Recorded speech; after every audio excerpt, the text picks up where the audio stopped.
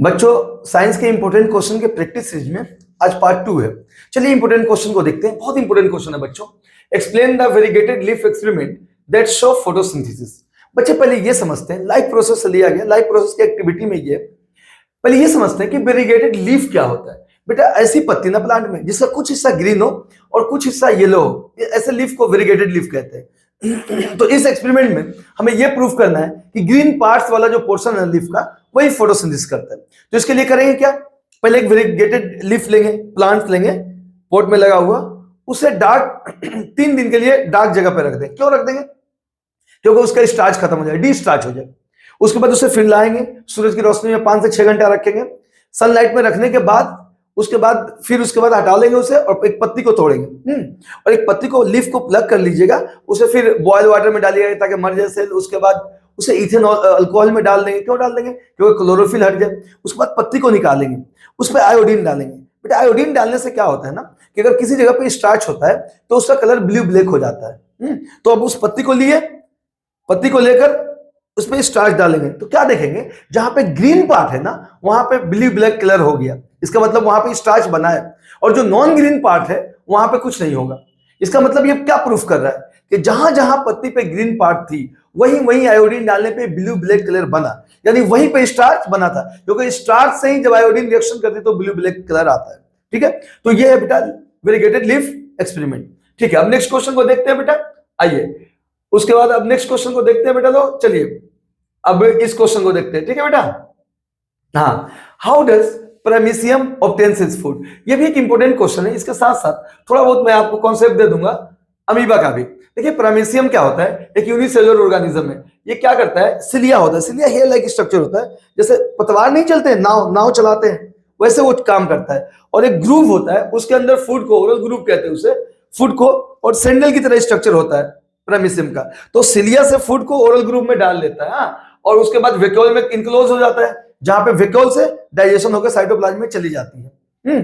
तो ये प्रेमिसियम में डाइजेशन होता है। ठीक, अमीबा में भी यही, अमीबा में तो क्वेश्चन ये बता दे रहा हूं, अमीबा भी यूनिसेलुलर ऑर्गेनिज्म है। इसमें ये भी फूड के टच में आता है, फूड अंदर इंटर करती है ना, वेक्यूल में स्टोर हो जाती है, तो वेक्यूल से डाइजेस्ट होकर साइटोप्लाज्म में चली जाती है और वेस्ट मटेरियल वेक्यूल में ही रह जाती है। बाद में वेक्यूल मेम्ब्रेन से टच करके ब्रश कर जाता है, बाहर निकल जाता है। जरा सोचो, एक यूनिसेलुलर ऑर्गेनिज्म, एक सेल का बना हुआ ऑर्गेनिज्म सब कुछ कर रहा है। इंजेक्शन, भाई जब फूड अंदर जा रहा है तो इंजेक्शन, वेक्यूल के अंदर डाइजेशन, उससे डाइजेस्ट होकर साइटोप्लाज्म में जा रहा है डाइजेशन, एक्सक्रीशन, जब मेम्ब्रेन से फट के बाहर निकल जा रहा है वेस्ट मटेरियल, एक्सक्रीशन। यानी सिंपल ऑर्गेनिज्म में भी ये सारे प्रोसेस हुआ करते थे, सिर्फ एक सेल के ऑर्गेनिज्म में भी। खैर आगे बढ़ते हैं क्योंकि एग्जाम करीब है बेटा, बहुत डिटेल में हम बता नहीं सकता।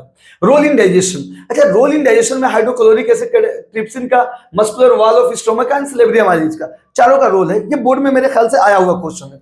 देखिए हाइड्रोक्लोरिक एसिड का क्या रोल है बेटा, एसिडिक मीडियम और kills the germ. Hydrochloric acid acidic medium पैदा करता है और जर्म को किल करता है बेटा।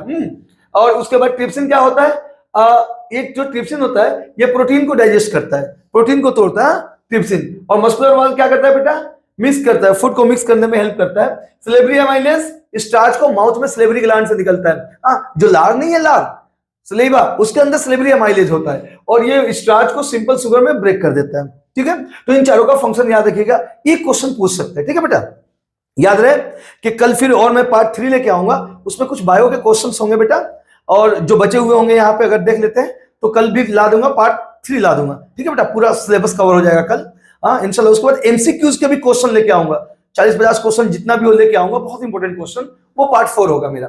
चलिए, व्हाट इज डबल सर्कुलेशन, बेटा समझते हैं डबल सर्कुलेशन क्या होता है। आप सबों ने अगर हार्ट के बारे में पढ़ा होगा तो आपने देखा होगा बेटा, मैं यहाँ पे छोटा सा एक्सप्लेनेशन कर रहा हूँ। हार्ट 4 चैम्बर स्ट्रक्चर होता है, नहीं?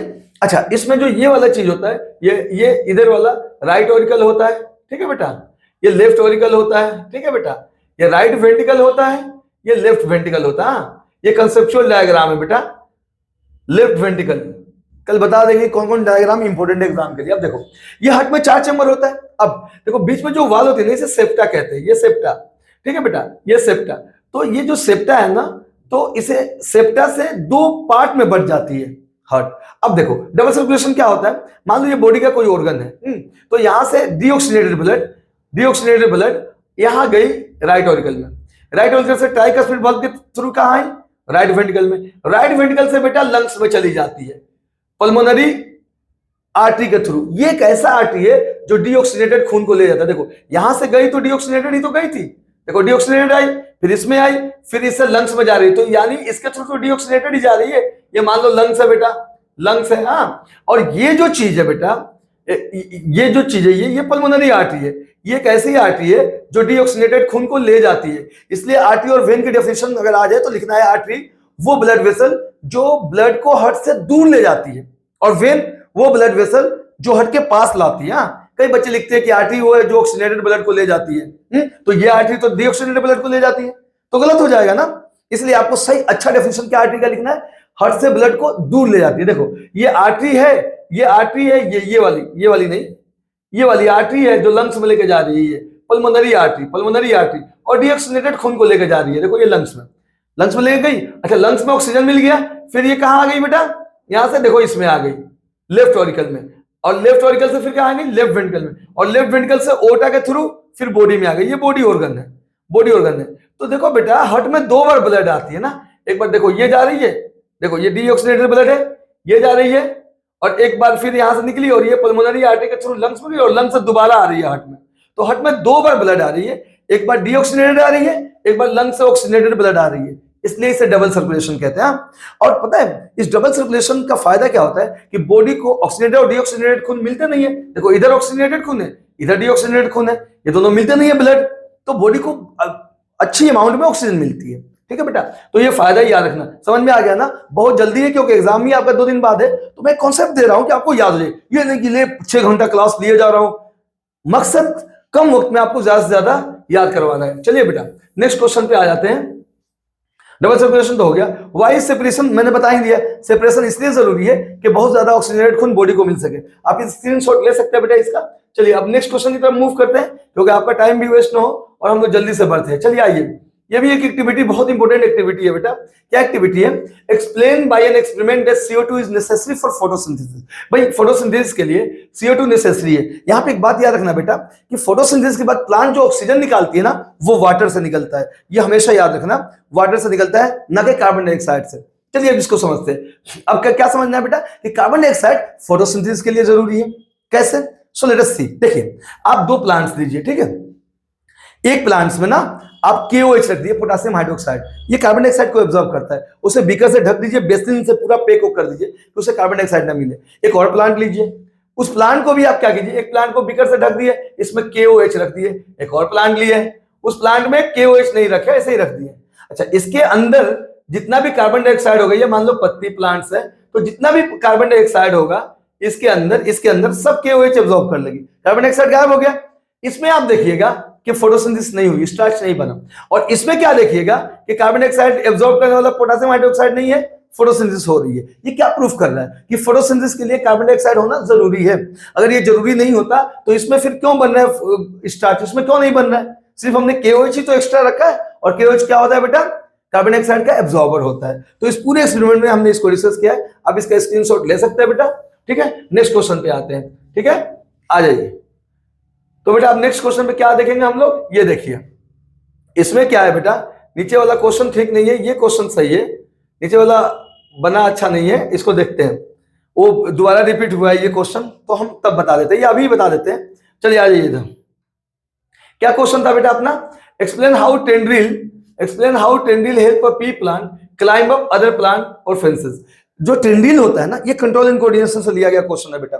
जो टेंड्रिल होता है ना, पेड़ को आप देखिएगा कि कोहड़ा वगैरह के पेड़ में या मटर पी प्लांट के पेड़ में ऊपर ना टिप्स पे ऐसा स्प्रिंग जैसी स्ट्रक्चर होती है। वो स्प्रिंग जैसी स्ट्रक्चर जो होती है ना बेटा, स्प्रिंग, पेन का जो स्प्रिंग होता है, दैट इज कॉल्ड टेंड्रिल। बेटा टेंड्रिल किस चीज में हेल्प करता है बेटा, टेंड्रिल पौधों को चढ़ने में हेल्प करता है। एक्चुअली होता क्या है कि टेंड्रिल का सिलेंड्रिकल कॉइल स्ट्रक्चर आप लिख सकते हैं। When a tendril comes in contact with a support, किसी बांस, किसी पेड़, किसी के सपोर्ट में आ गया तो थिग्मोटोपिज्म दिखाता है और उसके साथ है वो ऊपर चढ़ जाता है, तो इस तरह सनलाइट की तरफ भी लेकर चला जाता है। तो टेंड्रिल का ये फंक्शन है बेटा। ठीक है, आप इसको लिख सकते हैं। ठीक है, अच्छा ये क्वेश्चन भी देख लेते हैं। List 2 major limitation of the use of electrical impulse. आपको बता दूं कि बॉडी में दो तरह के इंपल्स होते हैं, एक इलेक्ट्रिकल और एक केमिकल। दोनों के फायदे नुकसान सुन लो एकदम 1 मिनट में। इलेक्ट्रिकल इंपल्स क्या होता है बेटा? इलेक्ट्रिकल इंपल्स का मतलब ये होता है कि मैसेज इलेक्ट्रिक के फॉर्म में जाए। इसका नुकसान क्या है? नुकसान ये कि हर सेल तक नहीं पहुंचती। फायदा क्या है? बहुत तेज पहुंचती है। फिर नुकसान क्या है? लॉन्ग लास्टिंग नहीं होती, मतलब बहुत देर तक नहीं चलती है। केमिकल सिग्नल क्या होती है? हर सेल तक पहुंचती है। नुकसान क्या है? It takes long time to reach from one parts to another parts of the body. हाँ, तो इसलिए केमिकल के नुकसान है, ये जो डिसएडवांटेज है, और वो इलेक्ट्रिकल के एडवांटेज है। चलिए बेटा स्पीड में एकदम फॉर्म में, तो कम से कम वक्त में आपको ज्यादा। चलो बेटा अब अगला क्वेश्चन देखते हैं, ठीक है? देखो अगला क्वेश्चन देखते हैं। ये तो मैंने बता दिया कि लिमिटेशन क्या है। अब इस क्वेश्चन को देखते हैं बेटा, आइए। हाँ, इस क्वेश्चन को देखते हैं। यस, हाँ, थोड़ा डिजिटल बोर्ड है ना, तो इसको भी आप देखो, हम एडिटिंग और एडिटिंग नहीं करते हैं, वन शॉट में ही बना देते हैं एकदम फट से। चलिए देखते हैं। अब हम क्या करते हैं बेटा इधर, अब इस चीज को समझते हैं। How is sex determine in human? बहुत इंपॉर्टेंट क्वेश्चन है, हेरिडिटी से लिया गया है। देखो सेक्स कैसे डिटरमाइन होता है इंसान में? क्या होता है बेटा? मेल और फीमेल। गौर से याद रखना, यहाँ पे दो कॉन्सेप्ट दे दूं कि इंसान के बॉडी का हर सेल, सर से लेकर पैर तक डिप्लॉयड होता है, यानी 2n। क्रोमोसोम का नंबर कितना होता है बेटा? 46 होता है। कितना होता है? 46। एक बात और बता दूं कि बेटा जितना मैंने छोटे छोटे और एक एक दिन के 10 दिन से वीडियो बना रहा हूं, एक एक 2-2 मिनट के, वो क्वेश्चन भी देख लीजिएगा। उस क्वेश्चन को मैं आमतौर पर इसमें कवर नहीं कर रहा हूं वन शॉट में, तो वो भी और ये भी देख लीजिएगा। एक भी क्वेश्चन बाहर नहीं आएगा इंशाल्लाह, ठीक है? 99% चांस है कि सब क्वेश्चन इसी में से आएंगे, ठीक है बेटा? और याद रहे कि आप जितना शेयर करेंगे, जितना लाइक करेंगे, जितनी कमेंट करेंगे, मैं पार्ट 3 लेके आऊंगा। इवन एमसीक्यूज के 50 क्वेश्चन लेके आऊंगा, जहां से क्वेश्चन लड़ेंगे एकदम, ठीक है? तो ये डिपेंड करता है आपके शेयर और व्यूज पे। अगर नहीं आएंगे तो यार दिल कैसे करे? बताओ, एक आदमी इतना मेहनत करेगा, क्यों करेगा? आप पसंद भी नहीं करोगे, देखोगे भी नहीं, तो किसके लिए करेंगे? इसलिए हम नहीं भी बना सकते ना पार्ट 3, तो इसलिए आप करते रहिए, एकदम पार्ट 4 तक बनाएंगे, डोंट वरी। आइए इसको देखते हैं। मेल, अच्छा क्या बता रहा था कि मेल के सर से लेकर पांव तक जो सेल होते हैं ना, वो डिप्लॉयड होते हैं, यानी नंबर ऑफ क्रोमोसोम उसमें 46 होता है। सिर्फ गेमेट जो होता है ना बेटा, गेमेट, जैसे मेल में स्पर्म हुआ, फीमेल में एग हुआ, ये हेप्लॉयड होते हैं। इसमें नंबर ऑफ क्रोमोसोम कितना होता है बेटा? 23। तो तुम डिप्लॉयड और हेप्लॉयड समझ गए बेटा लोग?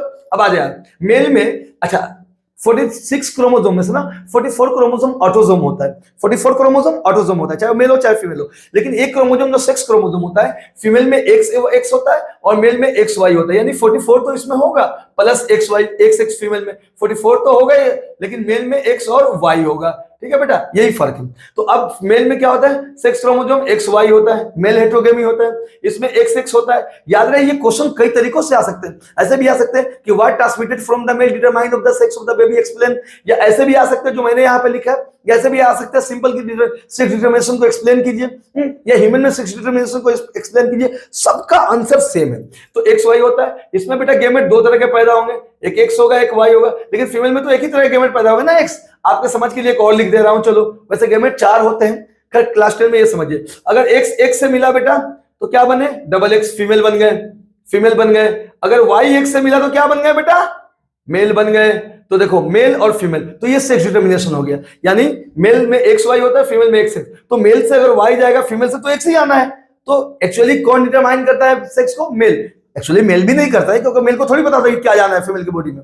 समझ गया बेटा? चलिए आगे, बहुत स्पीड में हूं ताकि आपका कम से कम वक्त बर्बाद कर, मतलब बर्बाद नहीं, आपका कम से कम वक्त, कम वक्त में बहुत ज्यादा पोटेंशियल मिल सके, वैल्यू मिल सके आपको। आइए बेटा लोग, ये भी बहुत इंपॉर्टेंट क्वेश्चन है। How does environment affect sex determination? देखो इंसान में इन्वायरमेंट तो सेक्स डिटरमाइन नहीं करता। आप हनीमून कभी भी मनाओ, सर्दी में मनाओ, गर्मी में मनाओ, क्या फर्क पड़ता है? लड़का होगा लड़की होगा, कोई फर्क नहीं पड़ता ना। लेकिन हाँ, कुछ जानवरों में बेटा इन्वायरमेंट का फर्क पड़ता है। हाँ? जैसे अगर आप देखोगे टर्टल में, तो क्रोकोडाइल में, सम लिजार्ड में हाई टेम्परेचर में, अच्छा इन दोनों में उल्टा होता है, टर्टल और क्रोकोडाइल में। यहाँ पे मिस्टेक हो गई है, हाई टेम्परेचर पे फीमेल हैचिंग होता है और लो टेम्परेचर पे मेल होता है। ये आमतौर पर टर्टल के लिए है।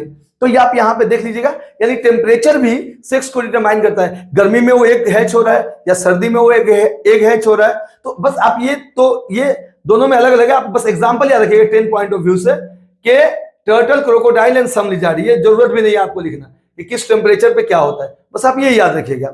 इसमें मिस्टेक भी हो सकती है। अब आइए आप नेक्स्ट क्वेश्चन देखते हैं बेटा। ये सोशल वाला जरूरत नहीं है आपको, सोशल इन्वायरमेंट की, ठीक है? तो अब आगे आ जाइए आप। तो आप ये भी समझ गए कि सेक्स डिटरमाइन कैसे होता है, और ये भी समझ गए बेटा लो। आप लाइए इस क्वेश्चन को देखते हैं बेटा लो। इस क्वेश्चन में क्या है? Which part of the human brain is responsible for thinking, picking up a pencil, controlling blood pressure, controlling hunger. ये मैं अपने 1-2 मिनट की जो वीडियो डालता रहा हूं ना, 2 मिनट के शॉर्ट में, उसमें ये बता चुका हूं, फिर भी बता दे रहा हूं स्पीड में। देखो ब्रेन के 3 पार्ट होते हैं ना, हिंड ब्रेन के, पोन्स, मेडुला ऑब्लिंगाटा और सेरिबेलम। सॉरी, हाँ सही है। अच्छा, cerebellum, pons, medulla oblongata hind brain के पार्ट है, और सेरिबेलम अलग है, तो फोर ब्रेन का पार्ट है। तो देखिए क्या बोल रहा है कि थिंकिंग कौन करता है बेटा, सेरिबेलम। हाँ, ये फोर ब्रेन का पार्ट है। पिकिंग ऑफ अ पेंसिल कौन करता है, सेरिबेलम। देखो हिंड ब्रेन का पार्ट है। सेरिबेलम क्या करता है, जैसे पिकिंग, बैलेंस को मेंटेन करने में, साइकिल चला रहे हैं, स्ट्रेट किसी लाइन पे चल रहे हैं, तो कौन मेंटेन करता है बेटा, सेरिबेलम। तो याद रखिए बॉडी पोस्चर को मेंटेन करता है। हाँ, मेडुला ऑब्लिंगाटा वोमिटिंग, स्नीजिंग और कफिंग, हिंड ब्रेन का पार्ट है। वोमिटिंग, स्नीजिंग और कफिंग करने में हेल्प करता है। ब्लड प्रेशर को भी मेंटेन करता है, तो आप ब्लड प्रेशर याद रखिएगा। हाइपोथैलेमस बेटे क्या करता है, भूख को कंट्रोल करता है, हंगर को कंट्रोल करता है। ठीक है, वैसे ये क्वेश्चन मैं 1 मिनट अपने 2 मिनट के शॉर्ट में बता चुका हूं, तो आप जरूर शॉर्ट को देखें। उसके बाद इस, क्योंकि कई क्वेश्चन जो शॉर्ट में थे मैंने उसको इंक्लूड नहीं किया अपने इस वन शॉर्ट में। अब आइए इसको देखिए, इसको भी मैं शॉर्ट में बता चुका हूं, फिर भी बता दे रहा हूं। व्हाट आर डिकम्पोजर बेटा, इकोसिस्टम में डिकम्पोजर क्या है। देखिए फूड चेन से भी बहुत इंपॉर्टेंट क्वेश्चन आते हैं, वो भी मैं अपने शॉर्ट में डाल दिया हूं, तो इसमें नहीं डाला हूं। कल और 10-15 क्वेश्चन बताऊंगा, और कल केमिस्ट्री और फिजिक्स सब कुछ कल के शॉर्ट में रहेगी इंशाल्लाह। इसको देखते हैं। What are decomposer, give 2 example, state how they maintain balance in ecosystem. Decomposer क्या होता है बेटा, फंजाई, वो कोई भी ऑर्गेनिज्म जो मरे हुए चीज को, डेड एंड डिकेइंग मटेरियल को तोड़ दे और न्यूट्रिएंट कॉम्प्लेक्स चीज को सिंपल में तोड़ दे और न्यूट्रिएंट्स वगैरह सब कुछ जमीन में वापस कर दे, उसे डिकम्पोजर कहते हैं बेटा। अब देखो ये कैसे मेंटेन करते हैं, दुनिया में जो भी आए, जो भी आप न्यूट्रिएंट्स लिए, मरने के बाद वो सारे न्यूट्रिएंट्स फिर एनवायरनमेंट में वापस कर देते हैं, तो बैलेंस को मेंटेन रखते हैं ना बेटा। कहते हैं ना कि खाली हाथ आए खाली हाथ जाएंगे, खाली हाथ भी नहीं जाएगा, हाथ भी तोड़ देंगे ये फंजाई, और डिकम्पोजर और जमीन को वापस कर देंगे, इन्वायरमेंट को वापस कर देंगे। ठीक है बेटा, तो ये बैक्टीरिया एंड फंजाई है इसका, और ये कॉन्सेप्ट बता दिए। वैसे ये क्वेश्चन भी हम लोग पहले डिस्कस कर चुके हैं। अब आइए इस क्वेश्चन को देखते हैं, ये पहले नहीं डिस्कस किए, तो इसको थोड़ा सा ध्यान से पढ़ेंगे बेटा। इनमें से एक क्वेश्चन जरूर आएगा, चांसेस है ऐसे बोर्ड में आने के, बहुत इंपॉर्टेंट है। देखिए ये प्लांट्स हार्मोन है 5, एक तो पूछता है। देखिए ऑक्सीजन, और अब कई तरह से क्वेश्चन ट्विस्ट करके पूछेगा, बोलेगा भाई एक पौधा खिड़की के सामने खड़ा है, उसकी जो स्टेम है खिड़की से सनलाइट की तरफ मूव कर रही है, कौन सा हार्मोन निकल रहा है बेटा, ऑक्सीजन निकल रहा है। देखो ऑक्सीजन क्या होता है, promote cell elongation and growth, responsible for phototropism. सूरज की सनलाइट की तरफ जो जाती है ना पत्तियां, वो इसकी वजह से होता है। किसकी वजह से, ऑक्सीजन की वजह से होता है। एक बात याद रखिएगा कि जिस तरफ जाना है उसको अपोजिट साइड ऑक्सीजन निकलती है, और पीछे से पुश करती है तो लाइट की तरफ जाता है। हाँ, जिब्रेलिन, गन्ना कभी खाया हो, गन्ना, शुगर कैन के बीच का जो नोड है ना, नोड की इलोंगेशन को बढ़ाता है ये, तो याद रखिएगा जिब्रेलिन हार्मोन डालिएगा तो नोड इलोंगेशन बढ़ता है। हाँ, कई बार जिब्रेलिन डाल देते हैं ना खेतों में, 10th में नहीं है, तो फल जो है ना, फल वो डिले हो जाता है, गिरता नहीं है जमीन पे जल्दी। हाँ, तो ये चीज जर्मिनेशन ऑफ सीड के लिए भी ट्रिगर करता है। साइटोकिनिन सेल डिवीजन में हेल्प करता है, किसमें हेल्प करता है बेटा, सेल डिवीजन में। डिले एजिंग ऑफ लीव्स को एजिंग होने से में डिले करता है। अच्छा, एब्सिसिक एसिड, याद है इसे स्ट्रेस हार्मोन भी कहते हैं, पौधे को स्ट्रेस में हेल्प करता है। क्या करता है, इनहिबिट्स ग्रोथ, ये ग्रोथ आमतौर पर रोकता है। क्यों ग्रोथ रोकता है भाई, हर हार्मोन तो ग्रोथ को बढ़ावा देगा ना, कि जल्दी जल्दी बड़ा भाई, जल्दी जल्दी फॉलो, जल्दी जल्दी खाएंगे, ये क्यों रोकता है, इसलिए रोकता है कि मान लो बीज गिर गई बेटा, और बाहर स्ट्रेस है, मतलब पानी नहीं है, धूप है, शदीद तकलीफ है, तो ये हार्मोन फट से निकल जाएगा, बोले भाई अभी मत निकल, बाहर का एनवायरमेंट ठीक नहीं है, अभी जर्मिनेशन ना हो, जब बाहर का एनवायरमेंट ठीक हो जाएगा तो जर्मिनेट हो जाइयो भाई, पौधे निकल जाना। और यही होता है, जैसे ही बाहर की एनवायरमेंट ठीक हो जाती है, एब्सिसिक एसिड निकलना बंद हो जाता है। और लेकिन बाहर का एनवायरमेंट जब तक स्ट्रेसफुल रहेगा, एब्सिसिक एसिड ग्रोथ से रुकेगी, जर्मिनेशन को रुकेगी, डोरमेंसी में हेल्प करेगी। डोरमेंसी मतलब बीज के अंदर पौधों को रखेगी, निकलने नहीं देगी बाहर, भाई निकलोगे तो मर जाओगे। ठीक है ना बेटा, तो इसे स्ट्रेस हार्मोन भी कहता है, एब्सिसिक एसिड याद रखिएगा। इथाइलिन एक प्लांट हार्मोन है जो ट्रेन में अब नहीं है, इथाइलिन। अच्छा, एक और चीज इसमें याद रखिएगा बेटा, एनसीईआरटी में लिखा है, इसमें तो नहीं है एब्सिसिक, विल्टिंग ऑफ लीफ में भी हेल्प करती है, विल्टिंग ऑफ लिप्स में भी हेल्प करती है एब्सिसिक एसिड। अब आ जाओ बेटा, अगला क्वेश्चन देखते हैं।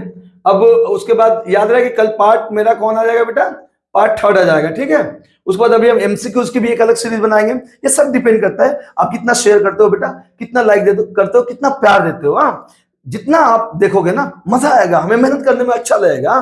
देखिए इस चीज को, आइए। अच्छा, इस चैनल पे हम जामिया मिलिया, एएमयू, इन सारे स्कूलों की, इवन डीपीएस, सबकी प्रिपरेशन कराते रहेंगे। ठीक है, इस चैनल पे आपको इवन 11 में करियर काउंसलिंग भी करेंगे कि किस सब्जेक्ट की कॉम्बिनेशन बेस्ट होती है। हाँ, कौन कौन सब्जेक्ट लेने पे आज की दुनिया में आपको चीजें मिलेगी। है, जैसे आर्ट्स में अक्सर बच्चे क्या समझते हैं, खराब है, अरे आर्ट्स में अगर साइकोलॉजी ले लोगे तो A1 है। हाँ, बायो वाले, पीसीबी वाले लड़के अगर एडिशनल में साइकोलॉजी ले लो तो एकदम मजा आ जाएगा। तो काउंसलिंग की क्लास एग्जाम के बाद काउंसलिंग भी वीडियो हम अपलोड करते रहेंगे, ठीक है बेटा। आइए मैं क्या बता रहा था, what is the function of slavery amylase. अभी पढ़ के गए कि स्लेवरी ग्लैंड से निकलती है स्लेवरी अमाइलेज, ये क्या करती है, सिंपल शुगर में स्टार्च को तोड़ देती है। 1 मार्क्स में आएगा, आराम से लिख सकते हैं आप। What is the function of anal sphincter. बेटा एनल इंस्फिंक्टर क्या होता है, जहां एनस होता है ना, जब खाना होना आप डाइजेस्ट हो गया और जो अनडाइजेस्ट मटेरियल उसे बाहर निकलता है, तो वहां पे एक कैप होता है, स्फिंक्टर होता है जो उसे मैनेज करता है। वो चाहेगा तो ही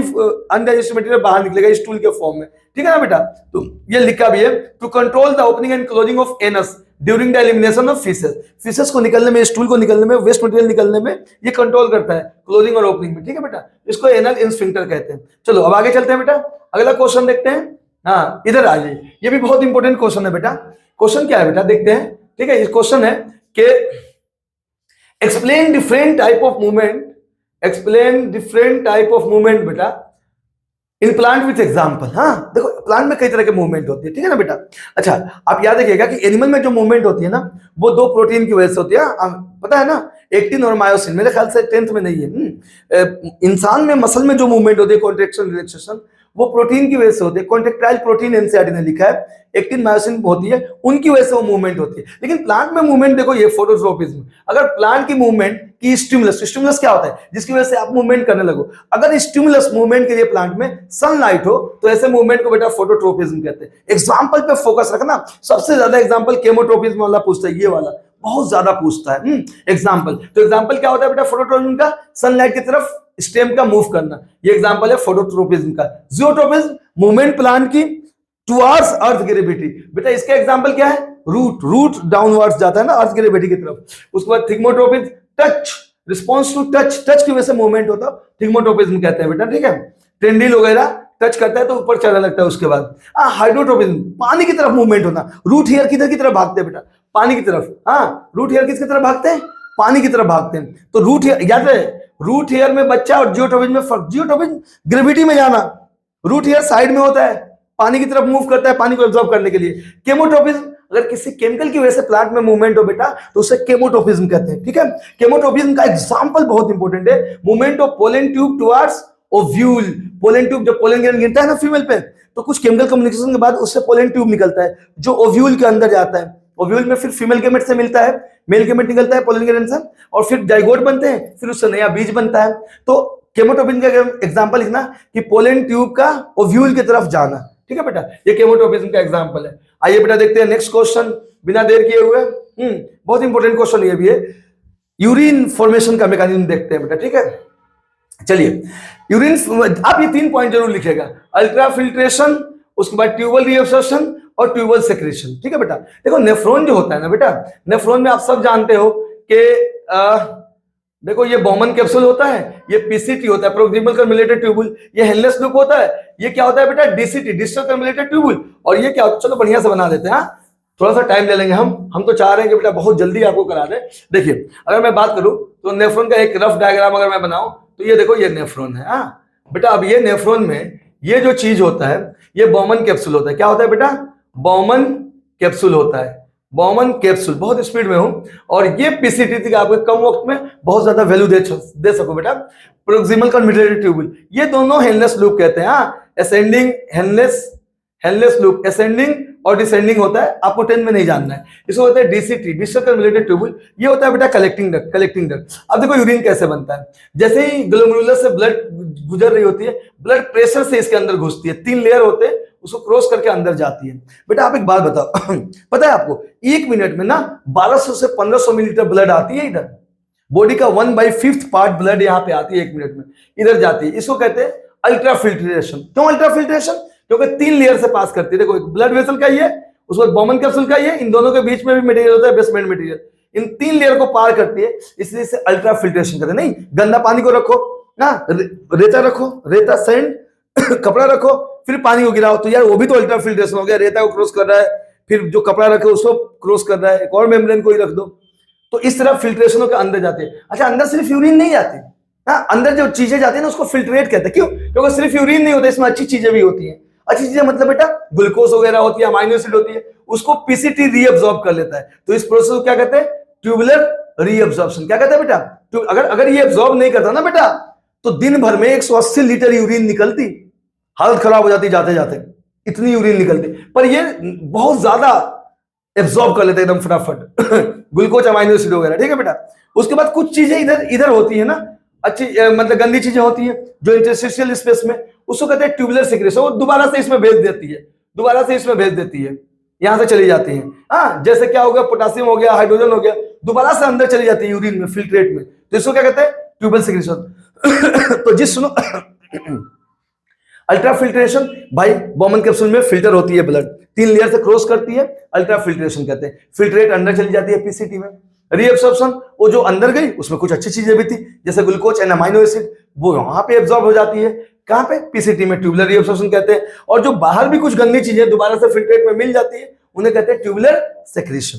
गॉट इट बेटा? यूरिन फॉर्मेशन में, ये यूरिन मैकेनिज्म में 3 पॉइंट को बस लिख देना, आप पॉइंट लिख देना बस, विल गेट द मार्क्स। आइए नेक्स्ट क्वेश्चन को देखते हैं। Why is the artery wall thicker than the vein? Artery की वॉल, अच्छा बताना, इंजेक्शन डॉक्टर किसमें लगाती है?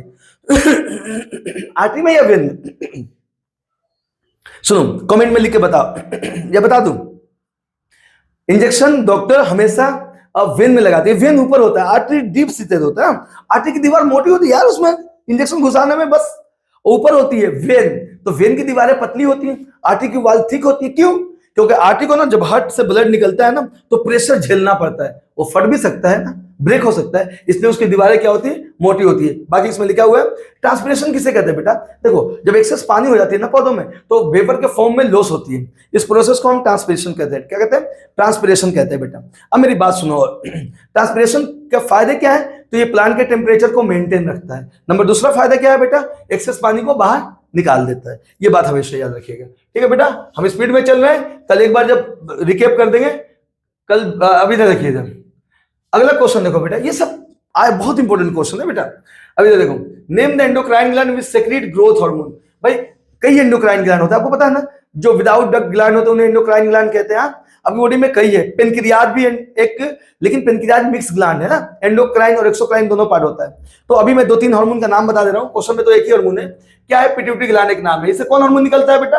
अरे ग्रोथ हार्मोन। और ग्रोथ हार्मोन की कमी हो जाए तो कौन बीमारी होती है? डॉर्फिज्म। अगर ग्रोथ हार्मोन ज्यादा हो जाए तो क्या हो जाएगा बेटा? गिगांटिज्म हो जाएगा। ये तो है ही नहीं आपके, आप 10th में गिगांटिज्म समझिए, यानी हद से ज्यादा लंबाई बढ़ जाएगी, ठीक है बेटा। ये तो सेम चीज है, तो गिगांटिज्म हो जाएगी। एक बात और सुन लीजिए, 2 और इंपॉर्टेंट है। एक आपका थायराइड ग्लैंड है, थायरोक्सिन निकलती है। थायरोक्सिन किस किस बनती है बेटा? आयोडीन से। अगर आयोडीन की कमी होगी, थायरोक्सिन नहीं बनेगी। थायरोक्सिन नहीं बनेगी, कमी हो जाएगी, तो क्या हो जाएगा बेटा? ग्वाइटर, गले में घेंगा हो जाएगा, इतना बड़ा फूल जाएगा, ठीक है। एक और इंपॉर्टेंट सुनिए, इंसुलिन। मान लीजिए डॉक्टर ने आपको मना कर दिया भाई आलू मत खा, तो अब आप आलू नहीं खाओ। क्यों नहीं खाओ भाई? इसलिए कि आपके बॉडी में इंसुलिन नहीं निकल रहा है। इंसुलिन किससे निकलता है? पेनक्रियाज से। बॉडी में ग्लूकोज बढ़ जाता है तो उसे कम कर देता है। तो कोई भी शुगर का पेशेंट होता है ना बेटा, उसमें इंसुलिन का निकलना इफेक्टेड होता है, याद रखना। इसलिए डॉक्टर उनको आलू खाने से मना कर देगा, भाई आलू मत खा तुम, क्योंकि वैसे इंसुलिन नहीं निकल रहा है, खा और भरे जा रहे हो आलू, मुझ में नहीं है। आगे सुनो, नेक्स्ट क्वेश्चन, इसको देखते हैं बेटा लो। वेजिटेटिव प्रोपगेशन, ये मैंने 1 मिनट की वीडियो में बना दिया है कि किसी भी वेजिटेटिव पार्ट से अगर नया प्लांट्स बन जाता है, उस प्रोसेस को आप वहां पे देख लीजिएगा, 2 मिनट का बनाया हूं, उसे वेजिटेटिव प्रोपगेशन कहते हैं। बहुत इंपॉर्टेंट क्वेश्चन है। जैसे ब्रायोफाइलम की पत्ती गिर जाती है, नया पौधा उग जाता है, वेजिटेटिव प्रोपगेशन। इसके फायदे क्या होते हैं भाई? वेजिटेटिव प्रोपगेशन से